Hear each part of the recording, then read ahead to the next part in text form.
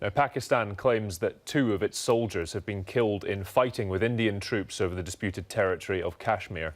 Each country has blamed the other for an unprovoked violation of the 2003 ceasefire along the Kashmir region. It follows, of course, the release of Indian pilot Abhinandan, whose warplane was shot down over Pakistan. Pakistan described his return as a gesture of peace. But what does it mean for the growing tensions between those 2 countries and the wider region? Joining us from Leiden in the Netherlands is Nicolas Blarel, an assistant professor of international relations at the Institute of Political Science at Leiden University. Thanks very much indeed for taking the time to speak to us. So first of all, this return of the pilot, has it calmed tensions from the past few days where we saw 2 nuclear-armed states getting quite heated up? Yeah.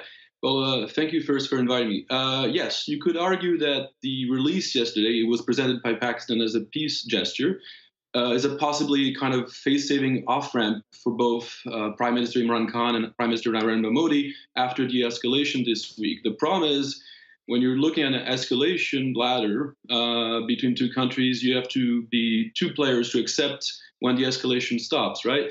So Imran Khan and the Pakistani government have pushed this as a peace gesture. We haven't had a clear commitment yet from India to de-escalate.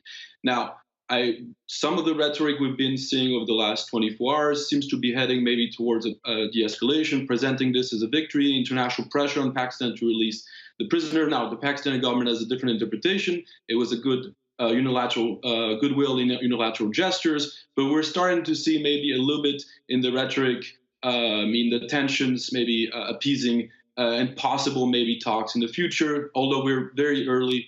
It's a little bit too early to tell.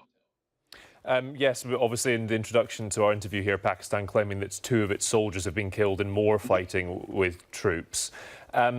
What is the best way forward for both sides, do you think? We've obviously got the Indian elections that are playing a big part in Modi's thinking. For Imran Khan, is he hamstrung somewhat by the military? Yeah, well, you actually highlighted the 2 biggest problems: domestic politics in both sides. I mean, if you were talking about 2 nuclear weapon states, so cooler heads should prevail. We should have kind of rational leaders trying to find a way to get out of this, to de-escalate the tensions. But as you said, you have elections coming up, so there's an element for Modi that he has to look strong. He has actually campaigned on actually not letting Pakistan get away with some of the nuclear blackmailing the previous crisis. And on the other side, you have Imran Khan that also has to deal with the civil-military relations that are always very particular in Pakistan.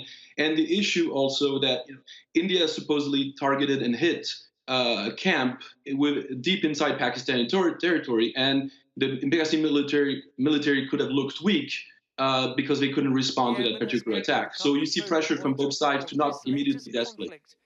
Internationally, is it fair to say that most of the international community has sided more so with India? And is that justified, looking at some of the, what you could argue, appeasement of the Pakistani authorities of terrorist groups like Jaish-e-Mohammed, who claimed this suicide attack, and Lashkar-e-Taiba, both of whom have leaders who it seems the Pakistani government have at the very least been quite lenient of in the last decade or so?